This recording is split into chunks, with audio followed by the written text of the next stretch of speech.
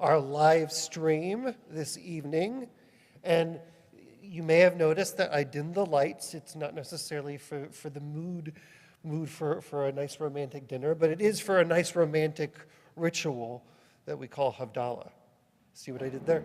No? Okay. It is always wonderful when we have the opportunity as a congregation to end Shabbat together and welcome the new week.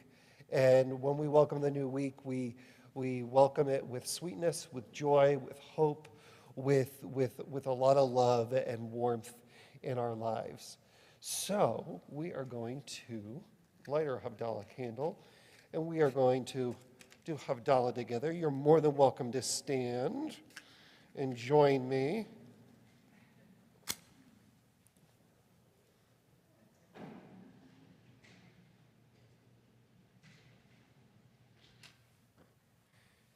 Yai lai la la la la lai lai lai yai la la la la lai lai lai la la lai lai lai lai ya la lai lai ya la lai yai lai lai la la la lai lai lai yai la la la la lai lai lai ya la lai lai lai lai ya la lai lai ya la lai Baruch atah Adonai Eloheinu melech haolam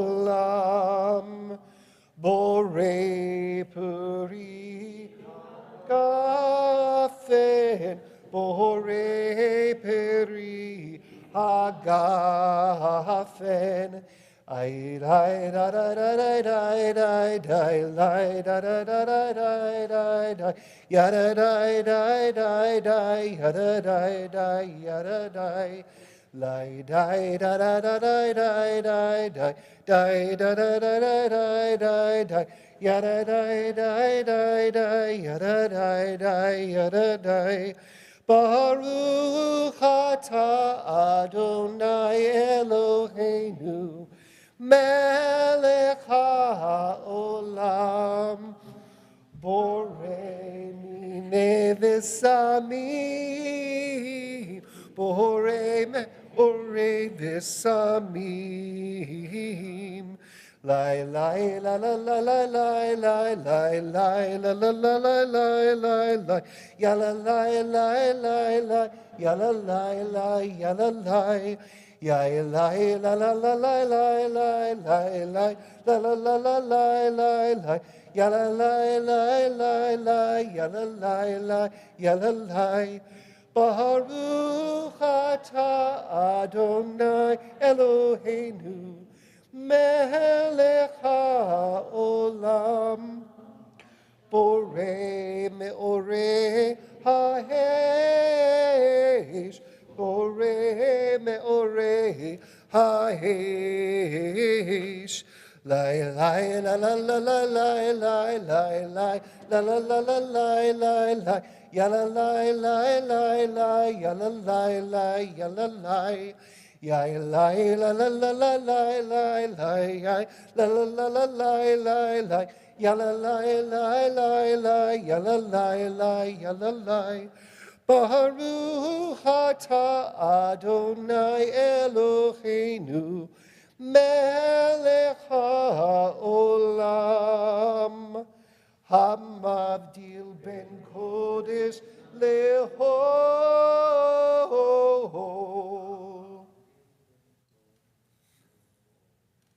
Hamavdil ben kodesh lechol Lai lai la la la la lai lai lai lai la la la la lai lai Ya la lai lai lai lai Ya la lai lai la la lai Hamavdil ben kodesh lechol Hatotenu hu himchol Zarenu v'chaspenu yarbe kachol v'kochavim balayla Shavua tov, Shavua tov, Shavua tov, Shavua tov, Shavua tov, Shavua tov, Shavua Tov, a good week, a week of peace. May gladness reign and joy increase. A good week, a week of peace. May gladness reign and joy increase. Eliyahu Hanavi, Eliyahu Hatishbi, Eliyahu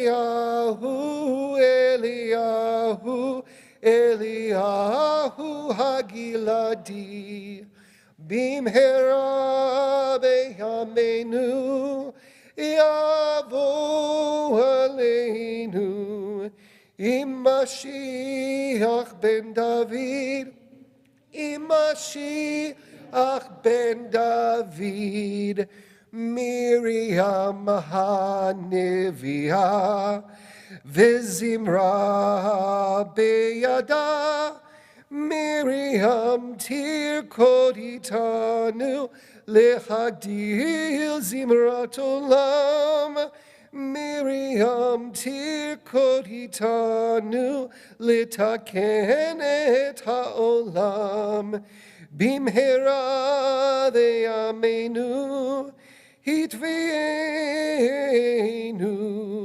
el mei ha-Yeshua, el mei ha-Yeshua, Eliyahu HaNavi, Eliyahu HaTishbi, Eliyahu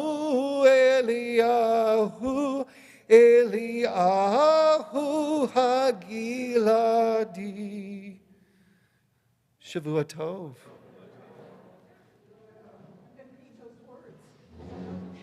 You know, I'm still learning that Miriam HaNeviah.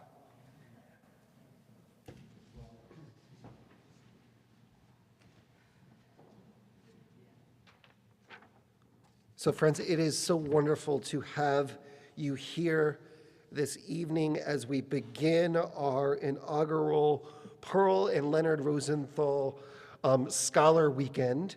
And we are grateful for our ability to bring in amazing people to share with us their own stories, to share with us their connection with Judaism, how they relate to the world around them, and bring a piece of themselves to us and help us enrich our souls, our own Jewish identities as well. It is my pleasure this evening to introduce you to Mark Oppenheimer. Mark is the author of 5 books, including Knocking on Heaven's Door, American Religion in the Age of Counterculture, the newest Jewish encyclopedia, which he co-wrote and he'll be speaking about this evening. He was the religion columnist for the New York Times from 2010 to 2016. He's written for the New York Times Magazine, GQ, Mother Jones, The Nation, and The Believer, among so many other publications. He also has written a book on B'nai Mitzvah, where he toured a variety of different B'nai Mitzvah, both with people knowing that he came, but people also didn't know that he was coming, and he was doing some good observation. He is the host of Tablet Magazine's podcast Unorthodox, and he has taught at Stanford and Wellesley and Yale, and he has, since 2006, directed the Yale Journalism Initiative, and he lives with his family in New Haven, Connecticut, and he is with us tonight and tomorrow morning, and we are so thrilled to have him. So I'd like to invite Mark to the bima to...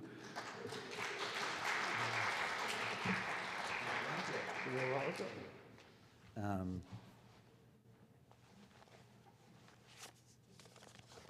going to find my notes, if you'll give me a second. If not, the speech will be entirely different. Nope, here they are. Such an honor to be here. I want to thank Rabbi Schwartz. Actually, I'm going to tell you a true story. About a year ago, Rabbi Schwartz reached out to me and said, we'd love to have you be a scholar in residence here. I know that you have a book coming out about the shooting at the Tree of Life Synagogue in Pittsburgh, which of course is what I'll be talking about tomorrow morning. And I said, you know, that's so kind of you. I said, I do have a book coming out. It's not coming out until October. Again, this is a year ago, so this is last, March or something. And I said, I hadn't even thought about this yet, but I guess I should go around the country and talk about the book. And, shortly after Rabbi Schwartz invited me, other invitations began coming in, and then the book came out, and more invitations came in. And I've been to between 30 and 40 cities in the last 6 months talking about various things, but almost always talking about what happened at Tree of Life on October 27th, 2018, the deadliest anti-Semitic attack in American history. But Rabbi Schwartz was the first person to ask me to talk about this. He was the first of about 40 people from literally from Washington to Florida and from Massachusetts to Arizona, literally all four corners of the country. So his prescience and also his hospitality in the time since I got here today and the conversations he and I have had, he's just a rabbi you are, as I'm sure you know, are so fortunate to have with you in this congregation. Anyway, Shavua Tov, happy week to you. So beautiful to have celebrated the Havdala, the separation between the sacred and the profane. We're back in profane time. We're back in normal weekly time. We're going to think about all the things that this week is calling for us, but not just yet. We're going to have some time together tonight and tomorrow as a scholar in residence. I'm so happy to be here with you for that. I also know that I have the great privilege at many places I talk to of being the reason that people have come out of a 2-year-long hibernation to see other human beings for the first time in so long, at least in their congregation. That to me is a completely unexpected joy. I had no idea, of course, when I began working on this book in 2017, or working on my Tree of Life book, a little bit later, that this pandemic was going to intercede, and when I went around the country touring, I would often be the occasion for people to re-emerge and to greet each other. And I feel like it feels so providential. It feels like such an honor to be part of that for people. So to all of you who have come out tonight and to those who are on Zoom as well, thank you for including me in this sort of Hanukkah Habayit, in this sort of reopening and welcoming of the initiation of your space again. What I want to talk to you about tonight is how Jews decide what it is that we have to know as Jews. And I want to begin by saying something about Roman Catholics, of course. I grew up in Springfield, Massachusetts, which was a town so Irish Catholic that the Little League, the baseball Little League, was organized by parish. So that is to say that as a 10-year-old, you had to decide, as a little Jewish boy or whatever you were, if you wanted to play for St. Mary's, St. Joseph's, Holy Name, Our Lady of Hope, Our Lady of Sacred Heart, Olo or Olsh, Our Lady of Hope, Our Lady of Sacred Heart. Like that was how all of life was organized. And so I knew a lot about Roman Catholicism before I knew much about Judaism. And one of the things you learn when all of your friends are Roman Catholic, when the public school bus makes a detour on Wednesday afternoons to drop them off at their catechism class, one of the things you learn is that all of Catholicism is summed up in one book. It's the Catechism, and you can buy it at Barnes & Noble. It's actually in the religion section. It's this thick, it's about 600 pages, and it is a periodically updated of everything you need to know to be an educated Roman Catholic. And if you sign up for the ritual of adult initiation, for their conversion classes, for their curriculum, one of the things they give you is a copy of the Catechism. And there it is. If you decided to learn all that stuff, you would be a perfectly educated Roman Catholic. Now, for Jews, as you know, the situation is entirely opposite. In fact, no matter how much you know, you will never get to the bottom of all the stuff that it would be good to know as a Jew. Ever, ever, ever. And this is as true for the new Jew, for the person who's coming to Jew as a convert or a Jew by choice, as they sometimes say, who has no background whatsoever, no family background, no family lore, no holidays from their childhood, no anything. This is as true for that person as it is for the most learned, ultra-Orthodox rabbi who is still nowhere near the bottom of the well of Jewish knowledge. A number of years ago, I was doing a story about the burgeoning Orthodox community in Lakewood, New Jersey, a community that is growing so fast that they're opening several new elementary schools every year, okay? It's one of the fastest growing cities in the country. And among many other people, I was interviewing a particular learned man, not a rabbi by training, just a guy who'd been learning all his life. And it is not uncommon in that community for the wife to hold the job and support the husband who is in full-time learning. So actually a very high proportion of career women in those communities, which complicates the picture that some people have of them in terms of gender roles, because often it's the wife who has the earning power because the husband is spending all of his time learning. And I said to the husband, who sat in a room every day, except Shabbat when he went to shul, 6 other days a week, for about 35 years, he had sat in this room learning by himself. Which is, by the way, not the rule. Like, often they go to Kollel or someplace to learn with other people. He was just very antisocial, and he liked doing it by himself. It could be a social, for a lot of people, it's a very social thing. You have a charuta whom you learn with, and you have teachers. He just liked doing it by himself. I said, what are you studying? He said, Maimonides. I said, oh, when did you start that? He said, about 19 years ago. Now, Maimonides wrote a lot, but not that much. I mean, there's the Guide for the Perplexed, there's the Mishnah Torah, and then you're more or less done. I mean, it's 2 big books. He'd been at it for 19 years. He was never going to get to most of the important books of Judaism. And interestingly, that's a metaphor for all of us, right? That no matter what you learn, whether it's a little bissel that you learned for your bar or bat mitzvah, or a little something you were taught in Hebrew school, and then maybe what you've heard at the occasional sermon, or whatever it is, or whether you actually went to Jewish day school and then rabbinic seminary, whatever, you still are constantly aware of how little you know. That is the condition of being a Jew, partly because we are a radically decentralized religion. There is no pope who says, here's the Catechism, right? So what you think it's important to know will also vary widely depending on what your particular flavor is. If you're Hasidic, there's a whole other separate set of books. Depending on what flavor of Hasidic you are, there's a separate set of books. If you're Reformed, there's a certain set of books. If there's conservative, they're slightly different. If you're Sephardic, there's a different set of knowledge that you might also want to know that might be written in other languages, right? There's, of course, Yiddish Jewish texts, and there are Ladino Jewish texts. There are Judeo-Arabic texts. Rashi is French, Judeo-French texts of his era. So you would need 8 or 9 languages to even begin. So what that means is that Jews have constantly, for the past 3,000 years, been in a process of not just organizing what our sacred texts are, but also organizing what other things we need to know, the commentaries on them, the cultural knowledge. And it goes outward from there, right? Because to actually lead a Jewish life, you don't just need Torah knowledge and some commentary, but you need culinary knowledge. You have to know what to cook. I mean, literally, it's actually like, the Haggadah actually has certain prescribed foods. We actually, the culinary stuff is baked into our tradition. And you have to have certain linguistic knowledge, depending on what community you're from. Certainly Hebrew, but maybe also some other languages. And then, of course, to function within that community, you may need to have knowledge that would range from, who some great celebrity rabbis are to who some celebrities are, right? Have any of you ever actually seen the Torah playing cards that Orthodox communities give their children, sort of like famous heroes of the Torah, and they have certain rabbis, and you can buy playing cards in Brooklyn that instead of having baseball superstars on them, have rabbinic superstars on them. And then in certain Jewish communities, you might have a different set of playing cards that would have Barbra Streisand on them and Adam Sandler and, Jewish celebrities, right? So depending on how you could define your sense of Judaism, there's a different set of knowledge you need to have. So what I want to talk to you about in the next few minutes, and then I want to leave a lot of time for questions, is a few of the previous efforts to codify the stuff that you need to know, and then how we had the gall, the gumption, the hubris, the arrogance to decide a couple years ago that we were going to recodify it all over again.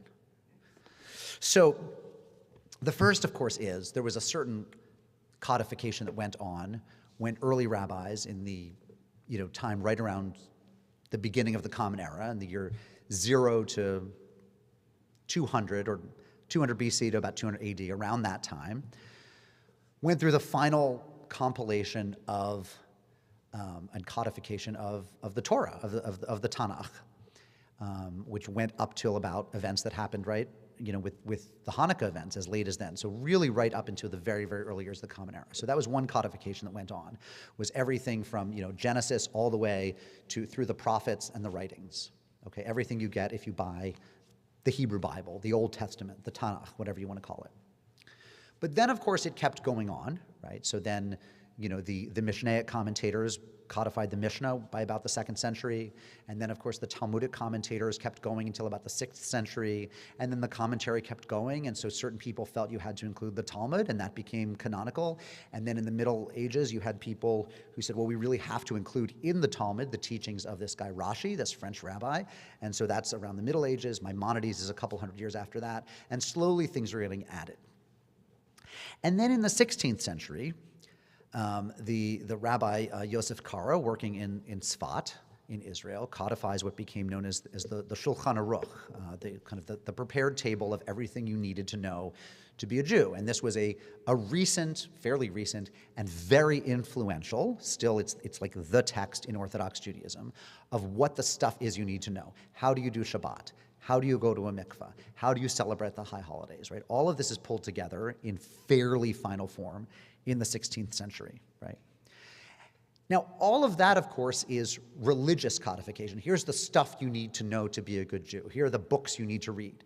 By the way, none of this was ever complete, because while this is going on, there are other rabbis saying, well, what about mystical Judaism? What about Kabbalah? What about this? And all of these texts are going on in Israel and in Iraq and in France and in Spain. So there was never any one complete set. Even by the year 1000, nobody had in a room in their library all the books that counted for Judaism, but they were trying. But then, with the advent of kind of reformist movements, liberal movements, and Enlightenment movements in Judaism, starting in, let's say, the 18th century and continuing in the 19th and into early 20th centuries, there arose an awareness that it wasn't just scriptural knowledge or religious knowledge that people needed to be effective or learned Jews, that maybe there should be books that tell us not just that stuff, but also the cultural stuff on top of it, right? But also the stuff of, well, who are the famous people that we need to know? And what are the foods we need to know? And in fact, there were efforts to codify all of that beginning in around the year 1901, which is when the 12-volume Jewish Encyclopedia was first published in the United States. And this was an early version of basically an encyclopedia in which all the stuff you would need to know about Judaism, not just the scriptural stuff, but what are the holidays, who are the important rabbis, what are the important books, all of it was pulled together in an encyclopedia. And it was published by that famous Gentile encyclopedia company of Funk and Wagnalls. Funk and Wagnall, by the way, were not Jews. And there was tremendous controversy in the Jewish world about the fact that Funk, who I believe was a Christian minister, or at the very least was a very devout Christian, was in fact one of the editors of the first thing called the Jewish Encyclopedia, right? I mean, imagine turning over the Jewish Encyclopedia today to a Christian dude named Reverend Funk, okay? Anyway, so there were some additions made, and some of the critics, like the great Rabbi Kaufman Kohler, great Reform rabbi, were brought on board to help Judaize it and make it a little more Jewish, rather than a kind of like pan-cultural Judeo-Christian encyclopedia. The critique of Funk and Wagnall's Jewish encyclopedia was, it was Judaism for the Goyim, basically. It was like, if you were Christian, what's the stuff you needed to know about the Jews? And so then they brought some rabbis on board to say, how about if you're Jewish, what's the stuff you need to know about the Jews? Let's write it that way. Okay. Similarly, there were efforts going on in the Russian language. There was a Jewish encyclopedia published in Russian from 1906 to 1913. There was a German version. There was a Hungarian version. And these are not translations of the English version. These are their own authentic versions being published in all of these countries around the turn of the century. Now, finally, it sort of died off. A lot of these efforts were, in Russia, it was kind of undone by the Bolshevik Revolution, and in much of Europe, it was undone by the rise of fascism, and they stopped producing encyclopedias of Judaism. And then after the war, after a couple decades afterward, the effort started again in the 1960s.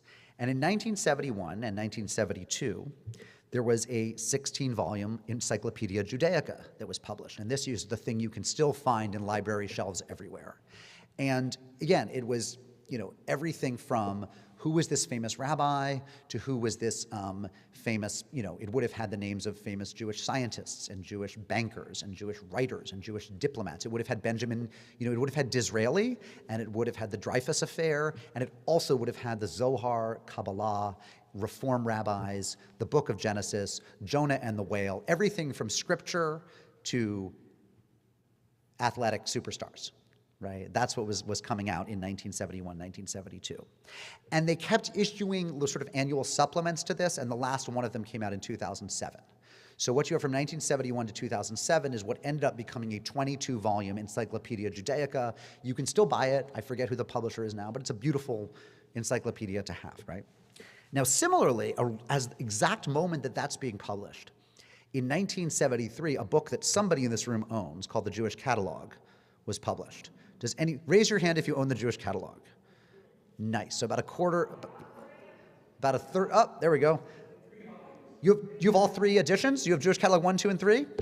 That's my man. Okay. So the Jewish Catalog, for those of you who don't know, and I'll presume that somebody in this room doesn't know, was this fabulous sort of countercultural hippie Jewish volume that was published in 3 editions. I want to say like 73, 78, and 81, something like that. Basically, during the 70s, it was revised a couple times.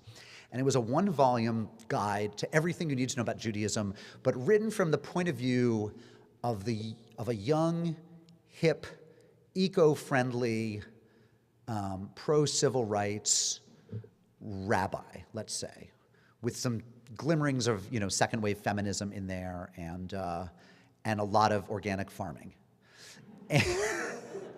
And it's an amazing document. There are thousands of used copies. If you go on the web, it's not hard to find because it sold several 100,000 copies, and so a lot of them ended up in used bookstores, whatever. And it was written by 3, one of them became a rabbi, Michael Strassfeld, but it was written by 3 young Jews. I think they got together in the Boston area. They were in various kinds of graduate school in Boston. They were in their 20s. And basically it's, again, in 1 volume, it has entries, again, on Genesis, on Hank Greenberg, Sandy Koufax, all of that stuff. But what it also did was give people, the idea was there are a lot of young Jews trying to make Judaism for themselves. It was very anti-institutional. The idea was, let's say you're a young Jew, you're just out of college, and you want to have Judaism without joining your parents' suburban synagogue. It was very kind of influenced by the distaste for institutions. They basically thought all suburban synagogues were just, goodbye Columbus with the chopped liver bust at the bat mitzvah party.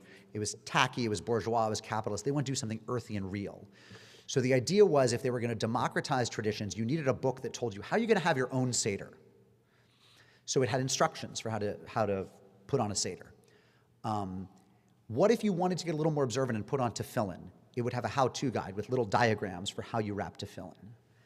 It also was a kind of travel guide, because remember, this is before the internet, this is before good international phone service. So it basically told you, how do you hitchhike around Israel? Let's say you disembark at Ben Gurion Airport. How do you get around? It told you where the good kosher restaurants were in various American cities. So if you decide to start keeping kosher, and you weren't from that tradition, where would you go shopping? But then it also would tell you where can you get macrobiotic food and organic farming ingredients, right? So it was sort of, I think, if I'm not mistaken, there's one passage where it tells you what are some libraries that have video libraries of good Jewish movies. You move to Ann Arbor and you want to see a Jewish film. What film society do you join? It was very how do you piece together a cultural and religious Jewish life without relying on the synagogues?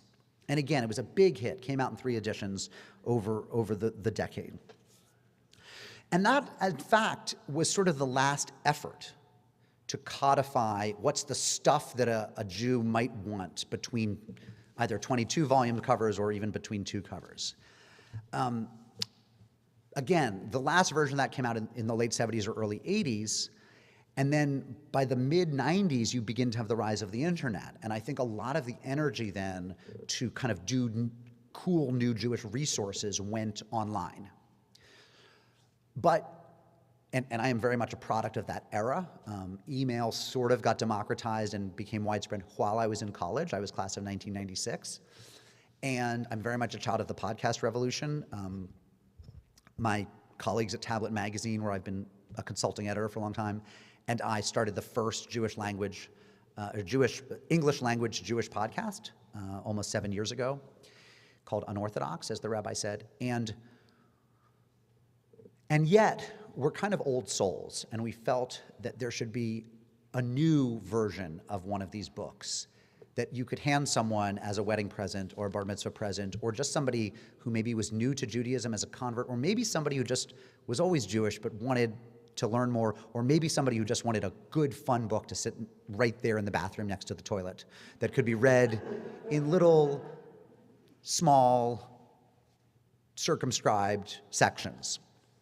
What really happened, I'll tell you the real story, was my podcast co-host Stephanie Butnick was on her honeymoon a few years ago, about 4 years ago, with her and her husband, Ben Cohen, who's a terrific sports writer for the Wall Street Journal and a very sharp dude. They were walking on the beach in Hawaii, as Stephanie tells it, and Ben stopped and he turned to her. And she probably thought he was going to say something about how in love he was and how happy he was to get married and when were they going to have their first child. As our listeners know, they have had their first child. And instead he turned to her and said, "You guys need to write a book." And she said, "What do you mean you guys?" He said, The podcast needs to do a book. And here's why he was right.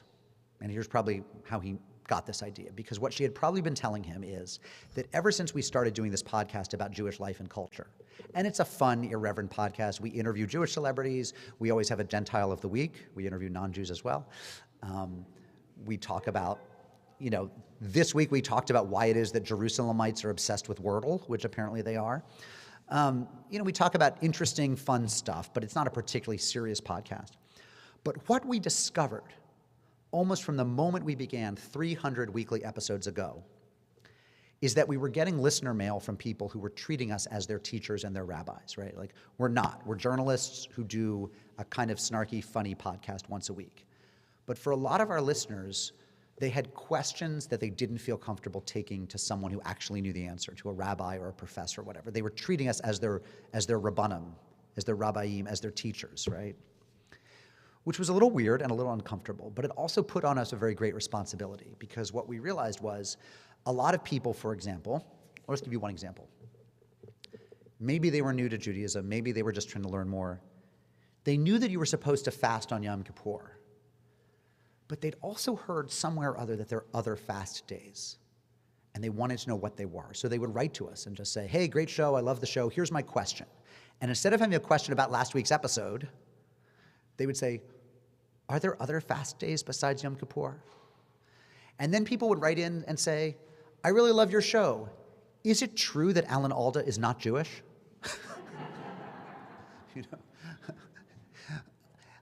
Dear Mark, Stephanie, and Liel, I really love your show. How do you feel about the fact that Mrs. Maisel is played by a non-Jew?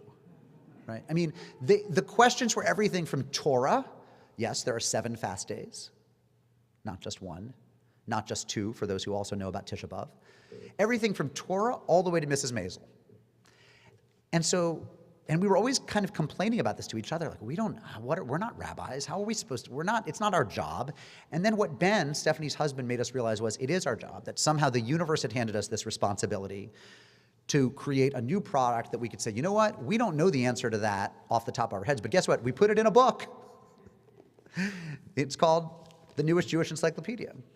I wanted to call it The Unorthodox Guide to Judaism, but that gets into weird religious territory where people would actually think that it was an unorthodox guide to Judaism. Like, if you were Orthodox, you bought this guide, and if you were Reform or Conservative, you bought this guide.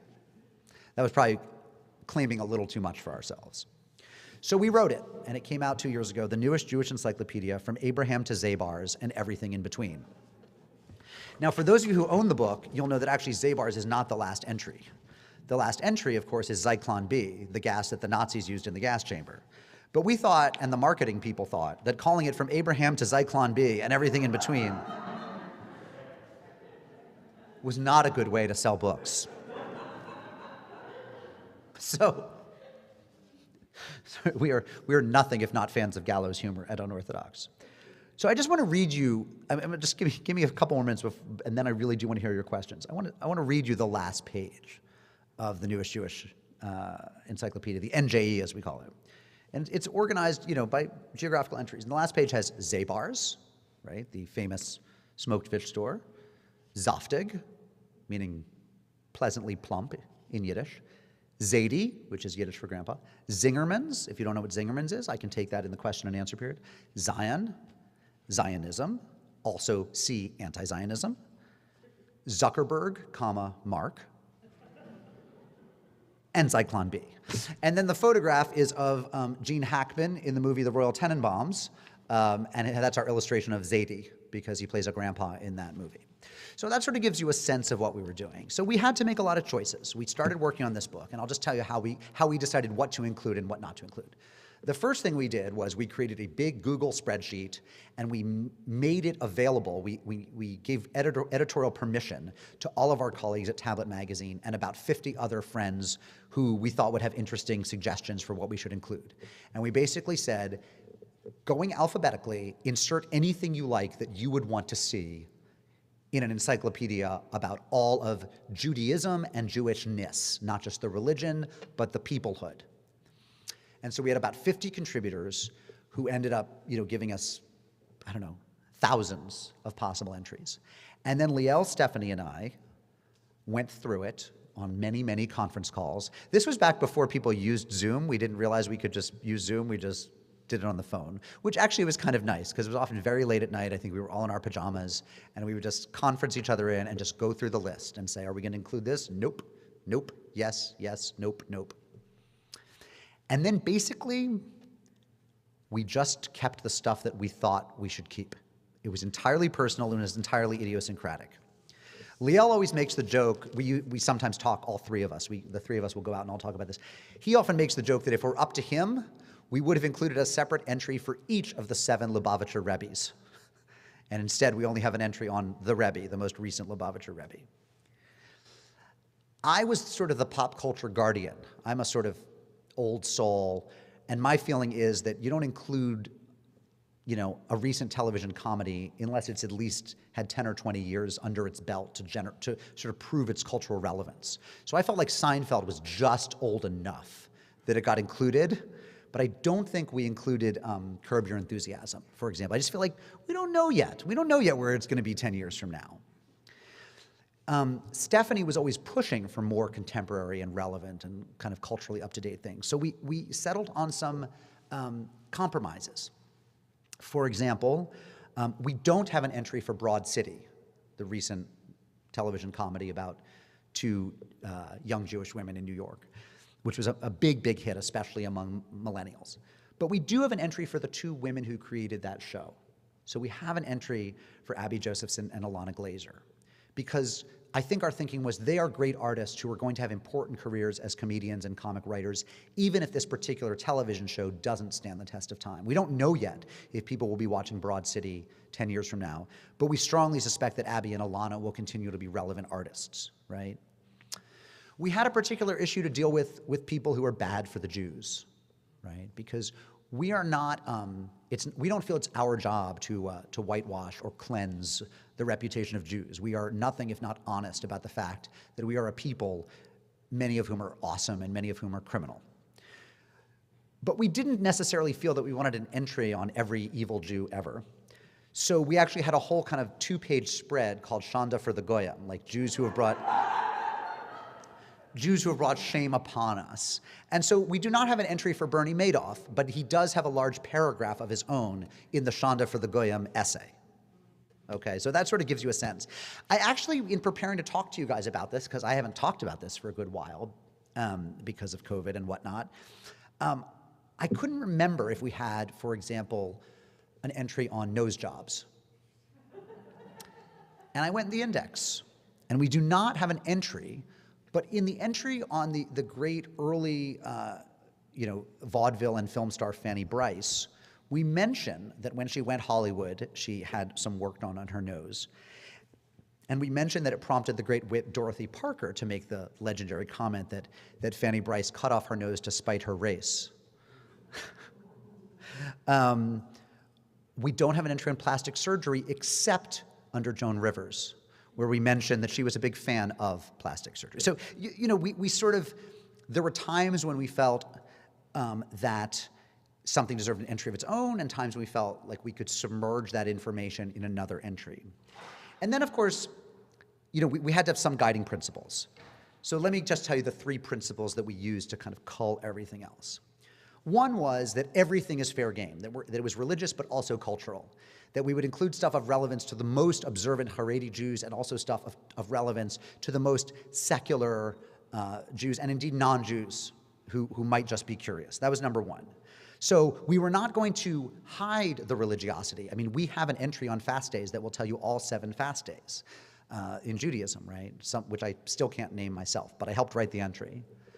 And so we will give information that is only relevant to people who want to lead seriously observant lives. But we will also give information on, Jewish strippers and gamblers and mobsters and stuff that might be seen as the less observant side of Judaism. So that was the thing. It was going to be religious, but also cultural, historical, and so forth. Second,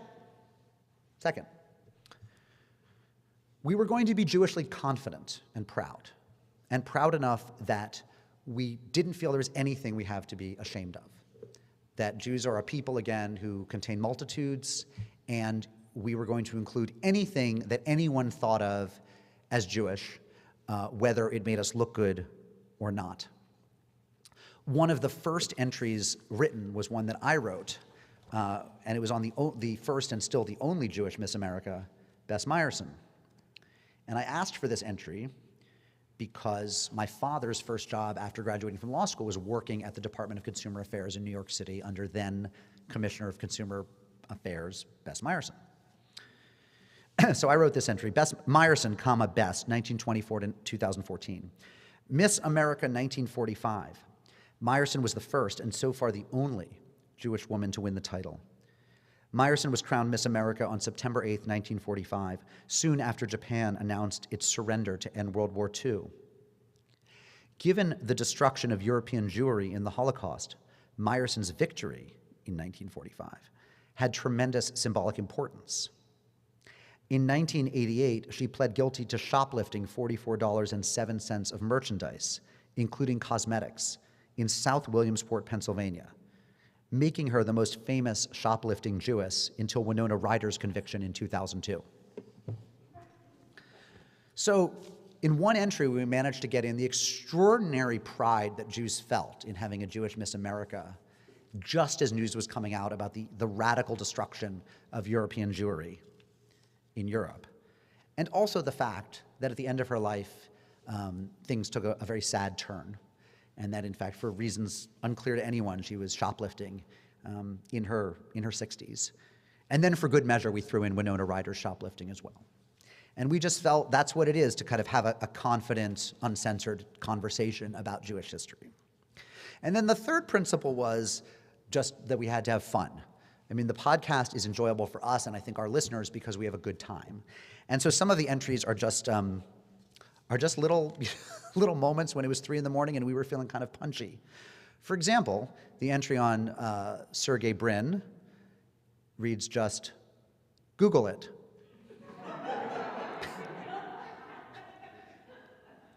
Surpassed, I think, only by the entry on Foreskin, which reads, how would we know? So, anyway.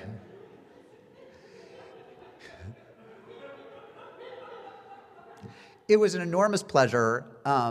We have had, when we were touring, in the months leading, we basically, for the 6 months leading up to March 2021, we were on the road all the time talking about this book everywhere. We would have people coming up to us buying 10 copies, saying one for each of my grandchildren. I can't tell you how many Jewish mothers came up to us and said, I have to get a copy for my non-Jewish daughter-in-law. That seemed to be a very big thing.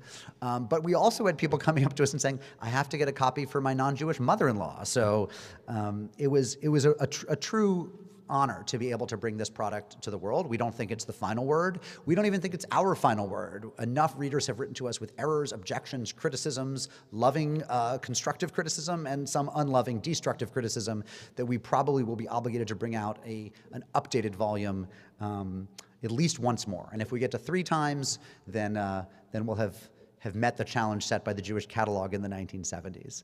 But it was a great pleasure. It was work that we felt unexpectedly called to. And I just always like to say, as I've said to you tonight, that we stand on the shoulders of a great tradition going back over 1,000 years of Jews who have figured out that it's meaningful but not sufficient to know the religious text, that our tradition and our peoplehood are founded on so much more of that, and what's more, it's a heck of a good time to figure out what the rest of it is. So, thank you very much.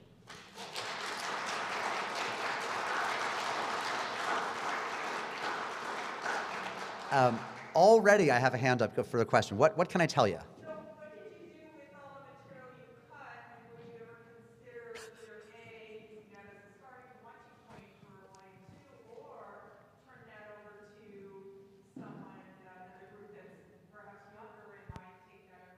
Like a junior varsity team?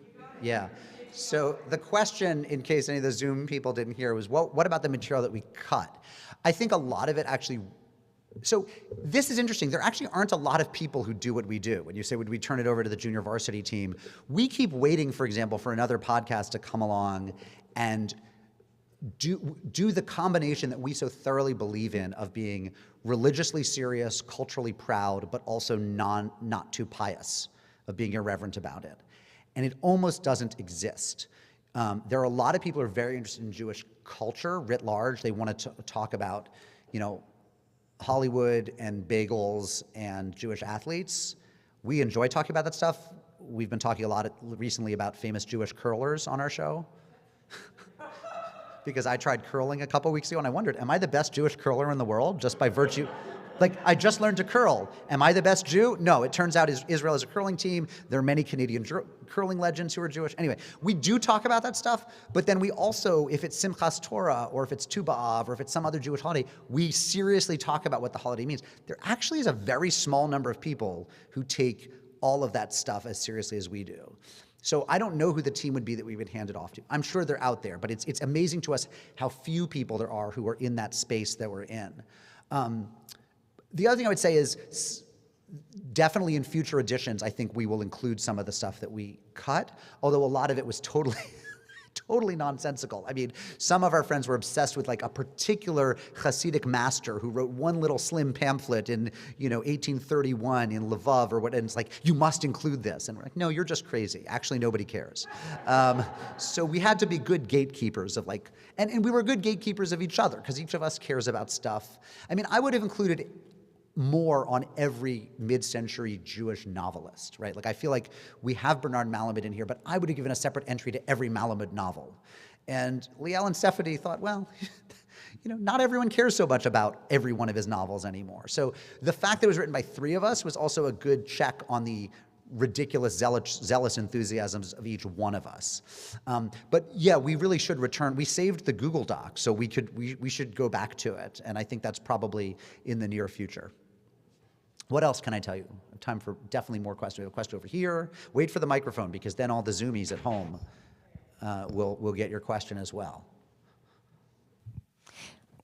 Kind of a serious question. I mean, it's a lot of entertainment, it seems like, in the book. But on a serious note, do you feel like your book advances the understanding that Jews are not just a religion without Jesus? Like I feel like the American definition of religion has been imposed on us so often, and this feels like it maybe kind of could introduce and reinforce the idea that it's peoplehood.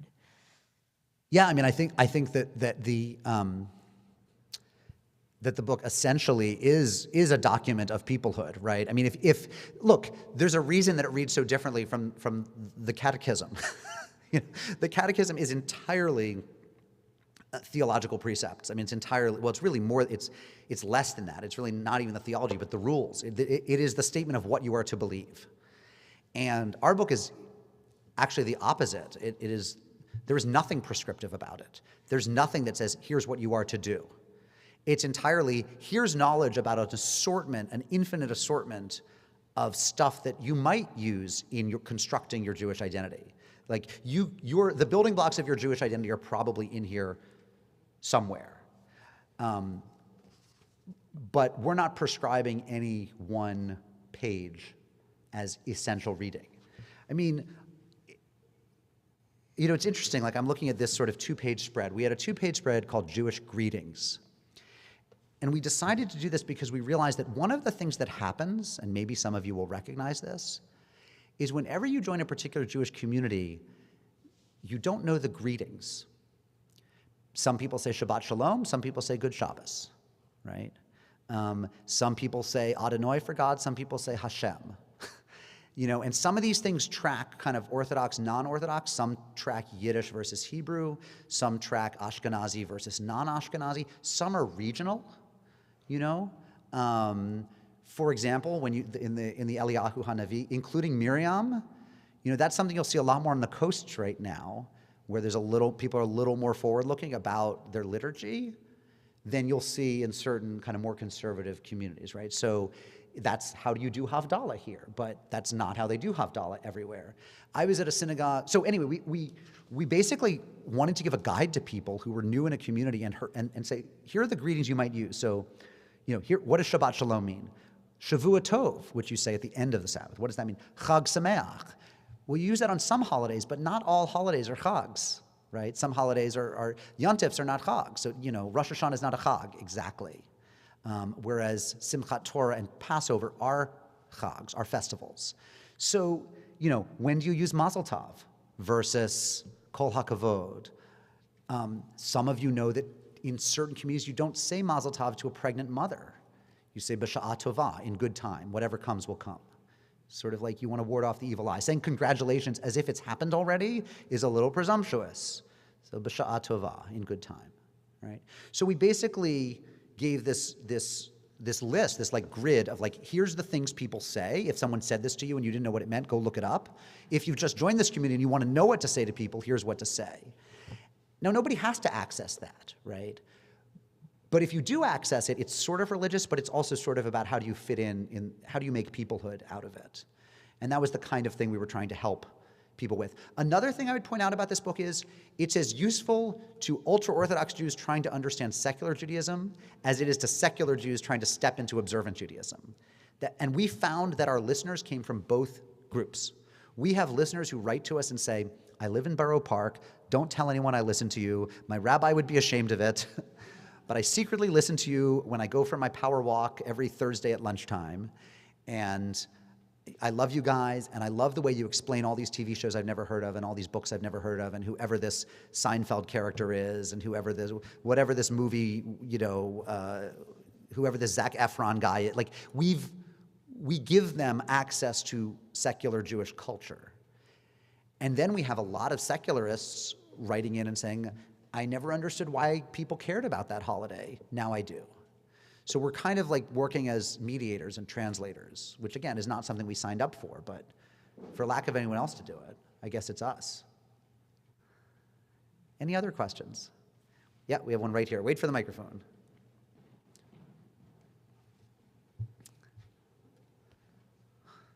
So I'm wondering about how United States-centric this is, as opposed to other countries and Israel. Oh, that's a great question. It is super United States-centric.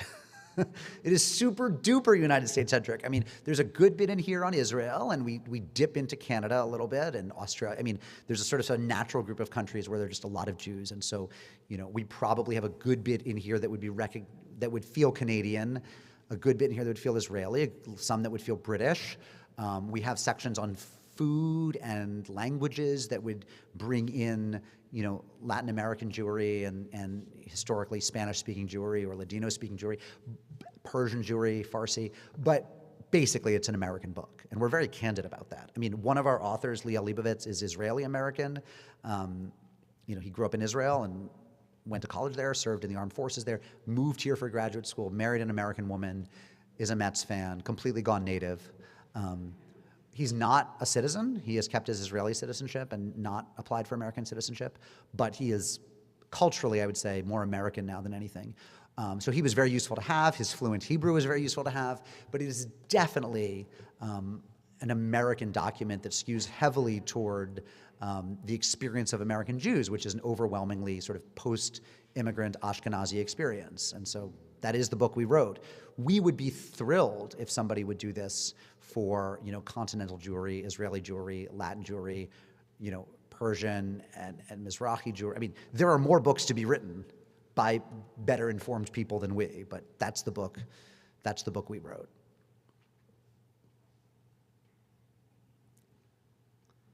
These are great questions. I'm so glad to be on the road with this book again, because again, I spent a COVID truncated year doing, talking about this book in 25, 30 cities, and I had forgotten what a joyful book it is in so many ways, what an experience it was for me to work on it, and to go straight from that into writing about the Tree of Life killing, a different kind of meaningful work, but I sort of it just got sort of, snipped in the middle. Yes? I say how nice it is to see your face. Oh, thank you. You're hearing you. Just because I'm interested in are you always a little bit irreverent? So how did you, circumcision or shotness, would you mind reading your entries? Are they funny or are they serious or what? What did you say, circumcision? What was the next one? Shotnez? Shotness or circumcision? I was just trying to think Shotnez, of like something. the mixing of wool and linen. So let's see, in fabrics that the Orthodox won't do. Circumcision. Circumcision. Let me let's- get to the point. So I gave you foreskin. Ha ha, okay. So circumcision, we say see bris. What do we say in bris? Now, by the way, a lot of people complain that we didn't say brit in the Hebraic, but bris feels, it's in the more American vernacular, right? So, hold on. I spent a long time working on this essay about the branches of Judaism, because people, non-Jews especially, but even Jews will say, okay, so you're a conservative Jew. How does that make you different from Reform? What is a Reconstructionist Jew? What does renewal mean? So I decided, we're going to try to pin this down as best we can. Bris. Yiddish for Brit, as in Brit Milah, the Covenant of Circumcision. Circumcision presents one of Jewish history's great mysteries.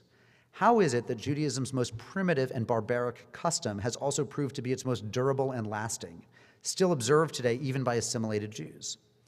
Though the ritual has to an extent become eclipsed by the customary smoked fish and chocolate babka served afterward, lurking behind all the food is an uncomfortable ritual connecting baby boys to the patriarch Abraham, whose own circumcision was what sealed his covenant with God.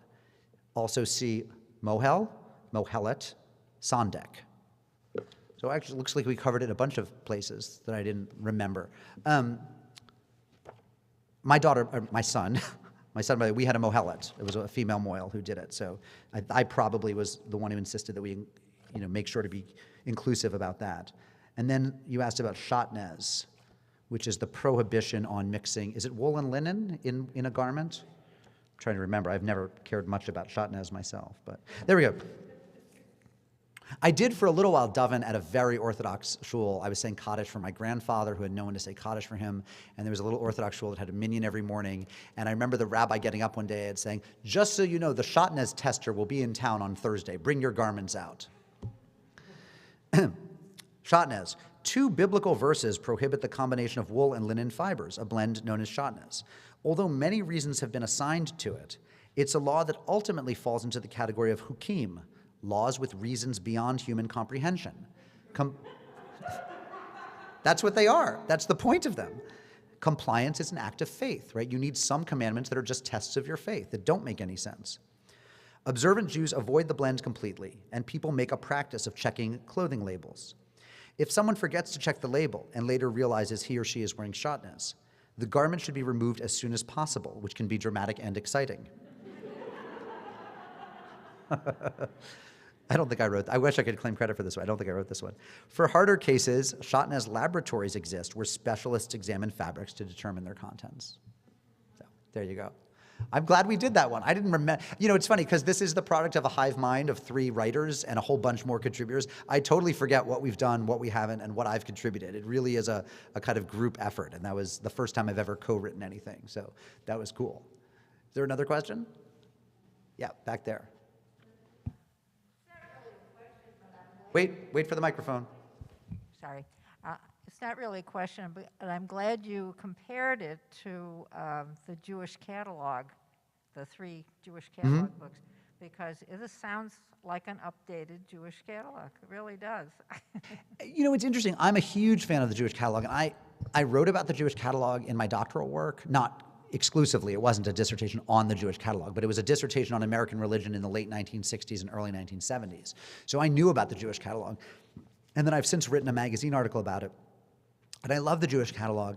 The Jewish catalog is, my recollection is, it's a little more pious. That is to say, even though it's trying to get people to do a funky off-brand Judaism, it doesn't laugh a lot. It's because it really is, it's more spiritual. It's really about Hashem is here. And you can feel Hashem you don't have to be in the institutional synagogue. You can be up in the mountains and you can be bathing nude in the river, but Hashem will be there. So it's a little bit serious, I feel, in the ways that sometimes the most aggressively progressive people are serious. Like Jewish camp, I think it was. What's that? Jewish summer camps. Like Jewish summer camps, is that what you're saying? Yeah, perhaps. You know, it's fun, but super purposive. I think it was also written by at least one future rabbi. I mean, I think it had a greater stake in people being Jewish. And I think Liel and Stephanie and I have very strong Jewish practices in different ways. But the work we do, I think, is appealing to a lot of people precisely because we're not hectoring them to be more Jewish. We're really just being ourselves and talking, and we probably drive some people away from Judaism. But then then there are also people I think draw nearer. But but the Jewish catalog is definitely a kiruv work. It's definitely about giving people access to Jewish practice, I think.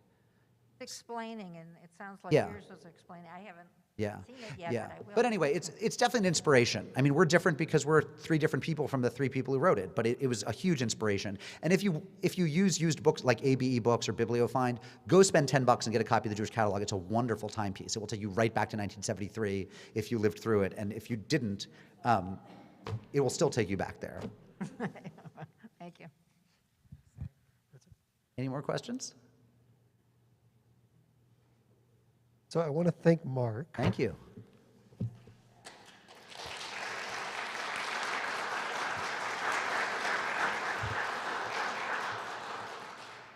One of the things that I appreciate about the newest Jewish Encyclopedia is that it is, as you said, it's an honest book. It is an honest book, and it's an accessible book. As I was sitting there listening to you talk, I think this is going to be a new confirmation gift. Because here's the thing with confirmation gifts and B'nai Mitzvah gifts. Those are the gifts that you hope goes on the shelf of the confirmand or the B'nai Mitzvah. Maybe this. So can I tell you the nicest thing I heard? Someone wrote to us and said, wrote into the podcast, a longtime podcast listener who had bought the book and said, I'm a newlywed. Somebody gave it to us for our wedding. And, we're trying to figure out what kind of Jewish home we want to have. What's our level of religiosity? What kind of temple will we join? For now, all we do is every Shabbat dinner, we read a page to each other of the book. I thought, can't ask for more than that. So, anyway, thank you all so much for having me. It's been an honor. And I really hope to see you tomorrow when I'm going to talk about something so much less fun. But I hope, but with moments of levity and hopefulness as well. So thank you for coming out. Yeah. So as Mark said, he will be here tomorrow morning, beginning at 9:30. We will have bagel schmear and great discussion. It will also be live streamed for those who are live streaming or those who are in person. There are other adult education events that are coming up. The one that stands out to me is our adult ed open house on March 30th. Be there, because not only are we going to give you a little taste of adult ed, but it's going to be an opportunity for us to start thinking about next year and how we can create an adult ed program that is not just about adult education, but lifelong learning. And I know that Charla Kibble, our adult ed chair, has been really, really passionate about shifting that mindset and creating opportunities for synergy amongst a variety of different groups. So please keep your eye out for that. And we are so glad that we have some sweets to nosh over. I'm trying to figure out all the different type of words that could be in this book. In the Oneg room, and it'll be wonderful for us to be together. Cantor mentioned to me last night, PJ, we need to start doing the cookie blessing again. So I figured let's do the cookie blessing before we go to the Oneg room. Baruch atah Adonai Eloheinu melech haolam borei minei mizonot. Let's have some sweets.